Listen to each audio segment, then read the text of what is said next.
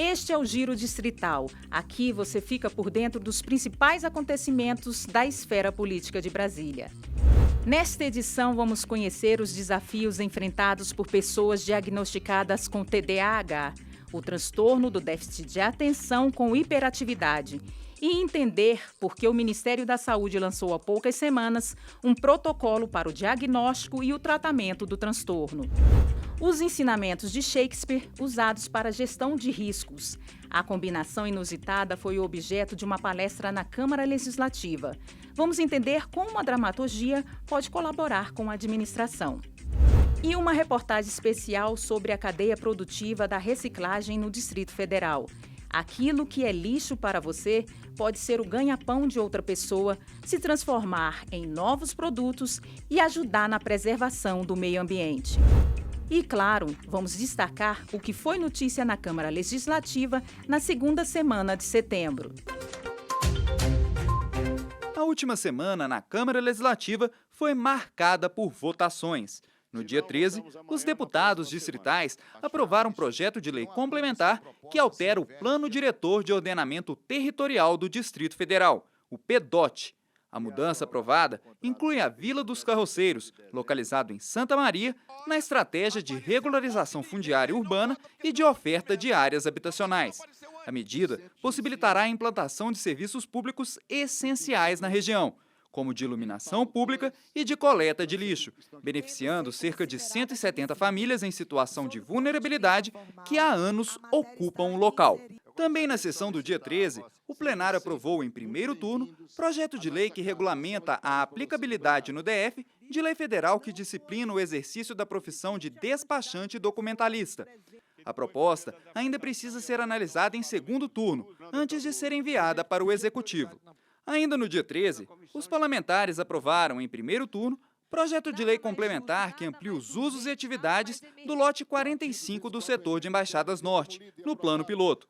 O objetivo da medida é permitir, de uma vez por todas, a instalação da sede do Ministério Público do Trabalho no local, uma demanda da instituição que segue sem solução desde 2006. Outra proposta, aprovada em primeiro turno no dia 13, cria o crédito responsável no âmbito de atuação das instituições financeiras no DF. O objetivo é garantir que empréstimos tomados por servidores públicos junto ao BRB não comprometam toda a renda dos trabalhadores, provocando superendividamentos. No dia 15, a Câmara realizou comissão geral para discutir a defesa e a preservação do território da Serrinha do Paranoá. Durante o encontro, várias entidades defenderam a preservação da região, ameaçada pela implantação da segunda etapa do setor habitacional do Taquari. A Serrinha está localizada entre o Varjão e o Paranoá. É uma região de cerrado nativo, com mais de 100 nascentes mapeadas e que abrange diversos núcleos rurais. Além da preservação ambiental da área, os participantes do debate cobraram do governo a regularização das pequenas propriedades rurais da região. Estão abertas as inscrições para o curso de formação de mulheres líderes oferecidos pela Secretaria de Estado da Mulher. O Empodera é um curso gratuito que capacita mulheres a atuarem como líderes nas suas comunidades. Podem participar moradoras de Samambaia, Itapuã e Sobradinho. São 200 vagas em cada uma dessas 3 regiões administrativas. O curso tem a duração de 2 meses, com atividades teóricas e práticas. As interessadas devem ter, no mínimo, 18 anos, ser responsável pelo sustento da família, declarar renda familiar de até 2 salários mínimos e ter tempo e disponibilidade para participar da formação. Além de uniforme e material didático, as alunas vão receber bolsa auxílio por mês no valor de R$ 165. As inscrições vão até o dia 23 de setembro e podem ser realizadas pelo site axiomas.org.br/empodera. É tanta afinidade com os animais que o Fabiano decidiu ser médico veterinário. Trabalha bastante, estuda e se dedica ao budismo, uma rotina relativamente comum, mas que poderia ser mais produtiva e com bem-estar, se não fosse um problema que prejudica algumas atividades do seu dia a dia. Às vezes, chega mesmo a colocar a sua vida em risco. Já aconteceu comigo da pessoa chegar e falar para mim, olha, sendo médico veterinário, Fabiano, não entra ali porque esse animal é bravo, né? Esse cão é muito perigoso. Eu simplesmente, sabe, falar mas minha cabeça está em outro planeta, eu estava conversando, sei lá, com uma entidade dentro da minha cabeça, eu vou lá, né, falo, daqui a pouco eu abro e entro naquele local que está aquele animal perigoso. A minha sorte é que eu estava com um colchonete na mão, daqueles de yoga, e quando o cachorro veio, assim, eu só coloquei na boca dele, pau, e é isso aí. Mas isso não é mera desatenção. Em 2011, quando tinha 31 anos de idade, Fabiano foi diagnosticado com um transtorno do déficit de atenção com hiperatividade, o TDAH. Sempre sou muito atrapalhado, muito desorganizado e desastrado, né, derrubando tudo. E esse meu amigo virou para mim e falou assim, olha, Fabiano, será que você não tem TDAH, não? Eu virei para ele, quem tem isso é você, rapaz. E ele virou, não, eu tenho mesmo. E aí, nessa conversa, ele me deu o cartão do psiquiatra dele. O TDAH afeta o neurodesenvolvimento. Em alguns casos, pode ser identificado na primeira infância. Que pode levar a impacto e a prejuízos em diversas áreas do funcionamento do indivíduo. É importante, inclusive, que esses prejuízos estejam ocorrendo em mais de um local. Então, é na escola, é em casa, ou então é no ambiente familiar e na escola. Então, tem necessariamente que impactar 2 ou mais ambientes. E pode cursar com desatenção, né, dificuldade de concentração, onde a pessoa comete muito erros por descuido, por falta de atenção, né, além de maior impulsividade e a hiperatividade. O transtorno do déficit de atenção com hiperatividade atinge cerca de 2,5% da população adulta e 5% de crianças e adolescentes no Brasil. Estima-se que esses números sejam semelhantes no DF. O Ministério da Saúde lançou há poucas semanas um protocolo para diagnóstico e tratamento do transtorno. O documento afirma o aspecto multimodal de controle do TDAH, como terapia psicológica, atividade física e meditação. Este psiquiatra diz que o protocolo é importante para a conscientização e as formas de lidar com a doença, mas ele critica uma parte da portaria emitida pelo Ministério da Saúde. O que acontece com esse protocolo de TDAH do Ministério da Saúde é que eles não incluíram entre possibilidade de tratamento o tratamento medicamentoso. E se a gente for avaliar todos os protocolos mundiais, assim, qualquer protocolo mundial em relação ao TDAH, a primeira escolha, a primeira linha de tratamento é a opção medicamentosa. Esta adolescente passou a tomar medicamento para TDAH logo após ser diagnosticada por um especialista, aos 9 anos de idade. Até então, sofreu bastante com os sintomas da doença. Eu não conseguia aprender, por mais que minha mãe me ensinasse. Ela me ensinava quase todos os dias e eu não conseguia aprender. Aí eu ficava me dispersando, conversando com meus amigos. Aí acabava que eu não me atrapalhava e atrapalhava os outros também, né? Quando eu perguntava alguma coisa muito óbvia para a professora e que todo mundo sabia, eles começavam a rir de mim, sabe? E isso me deixava bem triste. Cheguei ao ponto de ir na escola e assim, procurar saber se ela estava passando por algum problema na escola, que isso estava causando essa nota baixa, ao ponto de assim, ser assustador. Tirar 0, tirar 2, 1. Isso começou a mudar na minha vida porque eu comecei a prestar mais atenção com o remédio. Eu comecei a fazer as coisas por inteiro, porque sem o remédio eu não conseguia fazer as coisas por inteiro.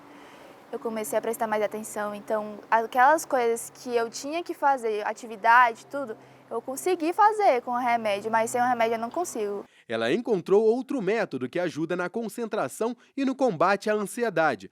Há 5 anos, ela descobriu o violino. Gostou tanto que até pretende seguir carreira na música. Se depender do talento e da dedicação, ela vai longe.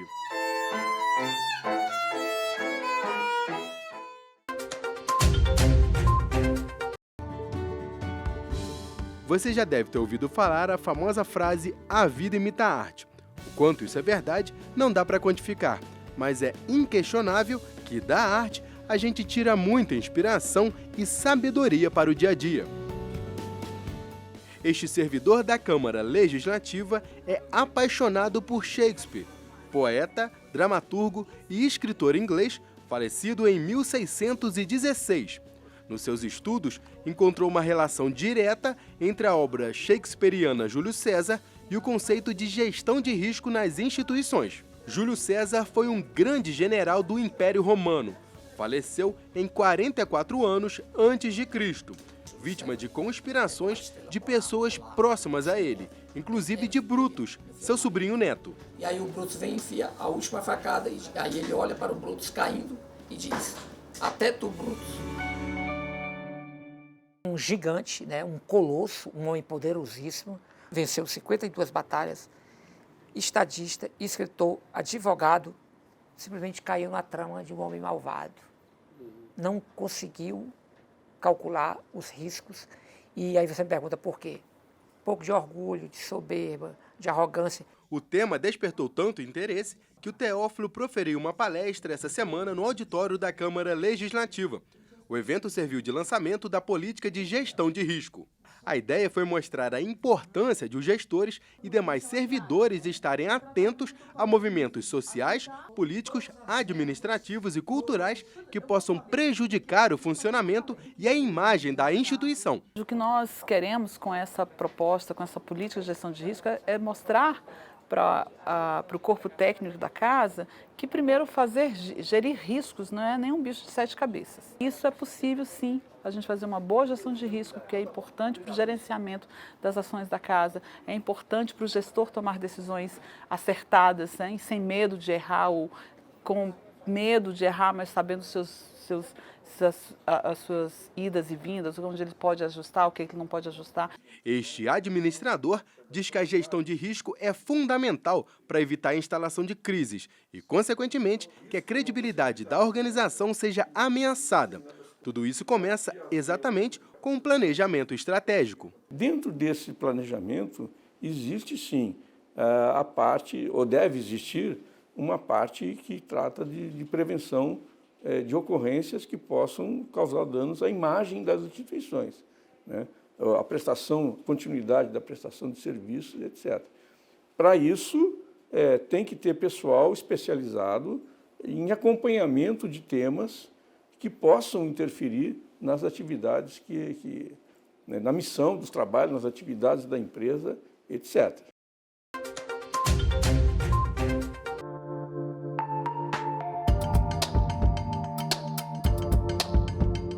De acordo com o dicionário, lixo é qualquer material sem valor ou utilidade. É algo inútil que jogamos fora porque ocupa espaço e só nos traz transtornos. Porém, o que é lixo para mim ou para você pode ser o ganha-pão de outra pessoa. A história daquilo que jogamos fora não termina na lata de lixo. Ela é apenas uma porta de entrada para toda uma cadeia econômica, que contribui para o sustento de milhares de famílias. Essa verdadeira epopeia será explicada nessa reportagem, passo a passo, para você entender a importância da correta separação do lixo no dia a dia, para a vida dos catadores e também para a preservação do meio ambiente.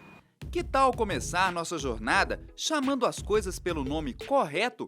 No âmbito técnico, o termo lixo não tem vez. A expressão adequada é resíduos. Eles são divididos em 2 grupos. O primeiro engloba os resíduos orgânicos. Entram nesse time os materiais biológicos, de origem animal ou vegetal, como restos de comida, papel higiênico usado, papel engordurado e restos de plantas, entre outros. Já o segundo grupo reúne os materiais recicláveis, como papel, plástico, metal, isopor, papelão e embalagens longa-vida. Separar esses resíduos em casa é fundamental para o bem do meio ambiente. Resíduos orgânicos devem ser preferencialmente depositados em sacos pretos ou cinzas, enquanto que os resíduos recicláveis devem ser descartados em sacos azuis ou verdes. tudo começa no local que gera, ou seja, se é uma residência, você ter pelo menos 2 recipientes para que você bote o orgânico e o indiferenciado e depois isso você possa dar a destinação correta. O SLU, no site dele, tem todo um aparato de informação bastante favorável para que a pessoa possa fazer isso. No caso das empresas, as empresas têm a contratação de engenheiro ambiental para você fazer isso ao longo do tempo, até mesmo porque diminui os custos dela. Após a correta separação do lixo em casa, os materiais são coletados de acordo com a sua composição. Os resíduos orgânicos são recolhidos pelo caminhão da coleta convencional. Parte deste material é encaminhada para a usina de tratamento mecânico-biológico de Ceilândia. Aqui, os resíduos passam por uma triagem, no qual o material orgânico é separado dos demais, para ser submetido ao processo de compostagem. Mensalmente, são produzidas 20.000 toneladas de composto orgânico, adubo, que é totalmente destinado à agricultura familiar de forma gratuita. A compostagem é transformar a parte orgânica, né, o tomate, o alface, em adubo, né, que é doado para os agricultores do DF e é utilizado como fertilizante. Hoje nós temos mais demanda do que adubo, graças a Deus, né? O pessoal tem gostado muito da qualidade do nosso adubo e tem buscado bastante. Os resíduos orgânicos que não podem ser aproveitados na compostagem são encaminhados para o aterro sanitário de Brasília, localizado em Samambaia. É o mesmo destino dos resíduos sólidos que, embora sejam feitos de matéria-prima reciclável, não têm mais como ser tratados e reutilizados, o que inviabiliza a reciclagem.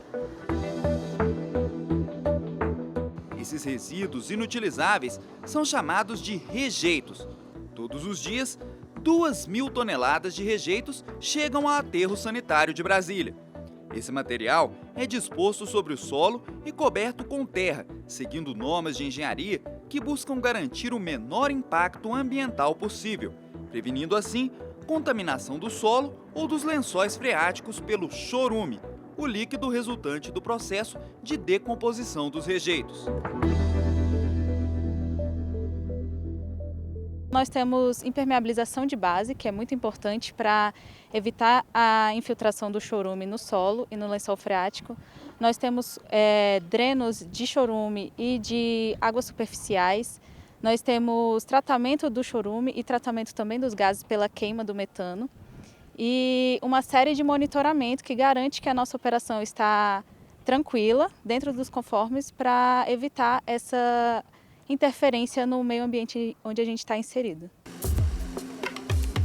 Os resíduos recicláveis secos são recolhidos por outro caminhão, o da coleta seletiva. Atualmente, o serviço é prestado por empresas ou por cooperativas contratadas pelo poder público para a realização desse trabalho. A coleta é encaminhada para os galpões de reciclagem, onde é feita a triagem dos materiais, que é quando as cooperativas ou associações de catadores cuidam da separação dos resíduos, de acordo com a composição. Atualmente, o SLU possui 41 contratos ativos com cooperativas e associações, 22 para coleta seletiva e 19 para triagem de materiais. A coleta seletiva é o caminhão passando na rua das pessoas recolhendo o resíduo seletivo de acordo com os dias e horários definidos. E o serviço de triagem é, uma vez esse material sendo coletado pelo caminhão, ele vai ser classificado de acordo com o seu tipo, plástico, papel, metais, e depois de ser classificado, as cooperativas vão vender para a indústria da reciclagem e esses materiais vão se tornar novos produtos. A celebração de contratos entre o SLU e as cooperativas de catadores é uma realidade relativamente nova. O processo começou em 2016 e busca tanto ampliar o desempenho das cadeias de reciclagem no Distrito Federal, quanto garantir mais dignidade aos catadores, que antes atuavam de forma autônoma no antigo lixão da estrutural. nós remuneramos a partir do que está escrito no contrato. Então, no contrato de coleta seletiva, o caminhão ele precisa passar naquela rota, aquele circuito pré-definido pelo SLU, e passando por aquele circuito, ele vai receber um valor mensal fixado no contrato. Já o contrato de triagem, ele tem o que a gente chama de teto contratual. A gente paga de acordo com aquilo que a cooperativa conseguiu comercializar. A avaliação é excelente, é positiva, porque antes desses contratos e de todo o esforço do SLU na construção de galpões, na construção de outros pacas entulhos, esses catadores estavam, na maioria, no lixão da estrutural, vivendo uma situação de vulnerabilidade social muito grande, onde eles não tinham condições, não tinham salubridade. Uma das cooperativas parceiras do SLU é a Recicla a Vida. A organização nasceu em 2004, na periferia de Ceilândia, e hoje reúne 74 catadores. São pessoas que sustentam suas famílias através da triagem dos resíduos, separando os materiais que serão revendidos para a indústria de reciclagem para utilização em novos produtos, o que gera renda e ainda ajuda a preservar o meio ambiente. Mas esse resultado positivo só é possível quando a população também faz a parte dela. Os nossos catadores hoje têm 3 refeições ao dia, eles são assegurados pelo INSS. Isso tudo vem de quê?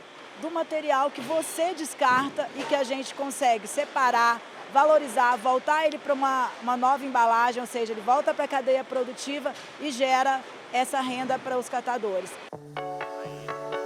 Neide é catadora há mais de 20 anos. Ela começou no antigo lixão da estrutural, mas hoje integra a Recicla a Vida e preside a Associação dos Catadores da cooperativa.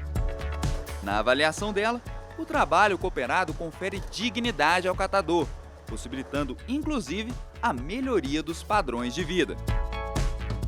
O nosso salário também é totalmente diferente, né? Graças a Deus está dando certo, né? A gente fazer esse trabalho junto com a cooperativa, porque a gente tem mais dignidade, né? Trabalhar numa cooperativa é ser parceiro, né? É ser amigo. Graças a Deus, né? Já tenho meus 2 filhos, já formados, graças a Deus.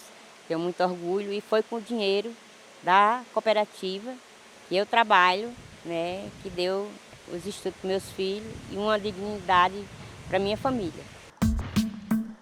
Edileia é outra catadora que enaltece o trabalho cooperado.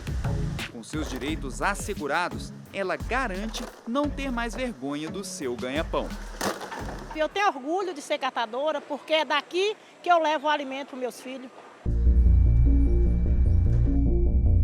Agora, o foco do SLU é conscientizar a população sobre a importância da separação correta do lixo, garantindo que cada habitante da cidade assuma sua cota de responsabilidade na luta por um quadradinho mais sustentável. A sobrevida do aterro sanitário depende disso. Inaugurado em 2017, ele só conseguirá atender a demanda crescente da cidade até 2043. Porém, caso a coleta seletiva consiga atingir todo o seu potencial, esse prazo pode se estender até 2057. O cidadão ele é responsável pelo seu lixo. Então, a disposição desse material reciclado e dos seus resíduos é de obrigação do cidadão e que ele deve fazer nos dias corretos. Para isso, o SLU tem um aplicativo SLU Coleta DF, para que ele saiba os dias corretos de depositar esses resíduos na rua. Segunda, quarta e sexta, geralmente, é para coleta seletiva. E terça, quinta e sábado é para o lixo, para o resíduo comum, os demais resíduos.